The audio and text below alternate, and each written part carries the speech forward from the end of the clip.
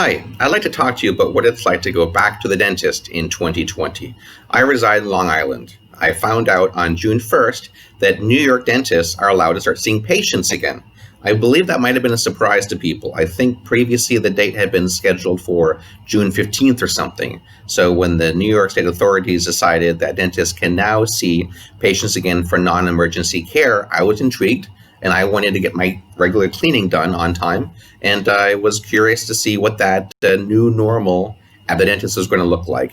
I had heard that Wisconsin also opened up June 1st. So sounds like things are opening up, but the intent of this video is to speak to patients so that you know what my experience was like, so you can have a better understanding what to expect when you yourself go back to the dentist. It's also nice for me to share what my experience was for other dental practitioners or staff to see maybe how they can do something similar, things that kept my mind at ease.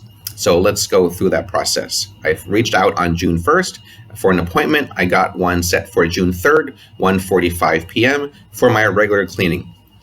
This is all done via text. So then when my appointment has been confirmed, and I'm going to read you the transcript of the text, I get the following. Please take the time and read the following COVID-19 questionnaire. If any of the following questions are answered with a yes, please let us know. Have you had a fever? Have you been diagnosed or in contact with anyone who has had COVID-19 or flu-like symptoms?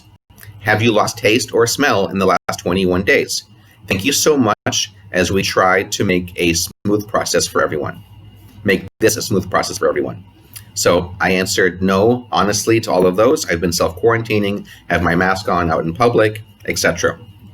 So now that the next text comes in, I've got my dental appointment for June 3rd. To help make our office staff and yourself safe, we ask that you text us once you arrive. Please wait in your parked car, all capitals, exclamation mark, exclamation mark. I will text you when we are ready to see you. Please wait for a response, exclamation mark. Then you may enter the office. Thank you in advance for your cooperation. See you June 3rd at 1:45 p.m. All right, so now I understand. I'm going to drive there, wait in my parked car, let them know that I've arrived, and then they will respond back when I should go into the office. Seems pretty clear to me. And I actually prefer that versus waiting in a waiting room anyway. So I arrive. I have my mask ready to put on when I exit my vehicle, and I text them that I've arrived. They respond back saying, come right on in. So now I get out of my car, I walk to the office, and on the door, on the glass door, is already a sign that says, wear your mask. So that wasn't mentioned in the text. Perhaps it was mentioned on their website, which I didn't look at, but maybe it should have been in the text. But anyway, I have my mask on anyway. So I open the exterior door, there's a little foyer, I open up the next glass door. Now I'm in the waiting room. Normally there's a bunch of furniture. I get down on a comfortable chair or a couch, pull out a magazine as I wait for my appointment. Not in this case. The furniture had been pushed off into the corner, chairs stacked on top of each one another, so I really couldn't sit down even if I wanted to. So I walked to the counter. The office manager, who has her own mask on and is well more than 6 feet away, asked me to now fill out a paper form with similar questions from that text questionnaire that came 1 or 2 days earlier. So they're asking the same questions on the same day as the appointment, which I understand. Should have brought my own pen. Probably not a bad idea for anyone, because now I have to use one of their pens, and I feel bad about now that pen is thrown away. I don't know. So probably a good idea. Make sure you have your mask. Make sure you have your own pen in case you have to fill anything else out. So I don't hand that questionnaire to the office manager. I hold on to it standing there by myself in the waiting room. Door to the operatories opens up. The hygienist is there. She's in full PPE, shield, mask, gloves, everything. I hand her the questionnaire that I filled out. She quickly looks at it, sees I said no to everything, signed, date, etc. I now follow her down the narrow corridor to one of the operatories. It's a narrow corridor, but there's no one else there passing by at the same time, so I am well kept distant. All other doors in that corridor are closed, so there's no one coming out or whatnot. So I get to the operatory, I sit down in the chair. She puts the little bib on me and lets me know that she's going to ask me to rinse with hydrogen peroxide first. So a little spit cup, a little bit of hydrogen peroxide in there, add some water under the tap as well to dilute it a bit, and now I can just swish and spit into the little suction bowl and rinse with the hydrogen peroxide. don't typically do that, but so has a different taste to it, but it's hydrogen peroxide. It's not going to harm you in any way.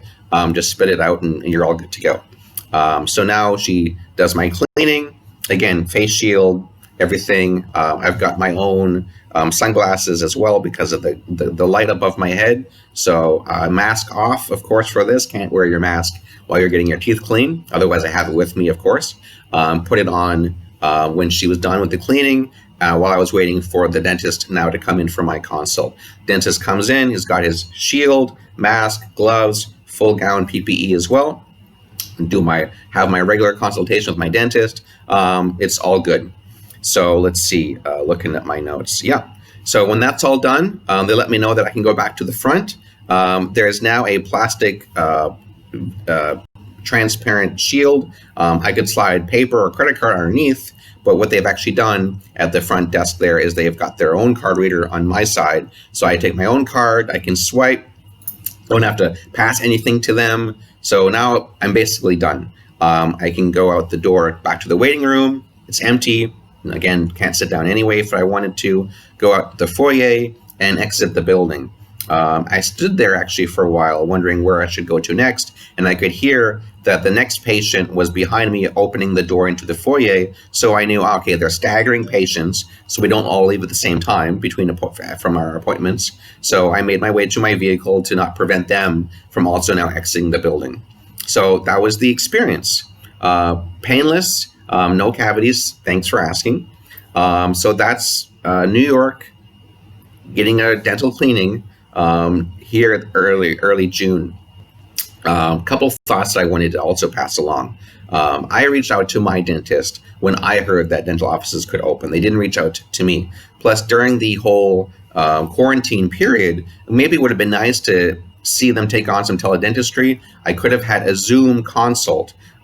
First questions they typically ask you at a dental cleaning is, have you had any changes, any discomfort, any bleeding, anything, normal, standard, how have you been kind of questions. That could be done in Zoom. They could bill for that as well to my insurance. So that would be perfectly normal for them to want to do teledentistry with me. I would have had no issues with that.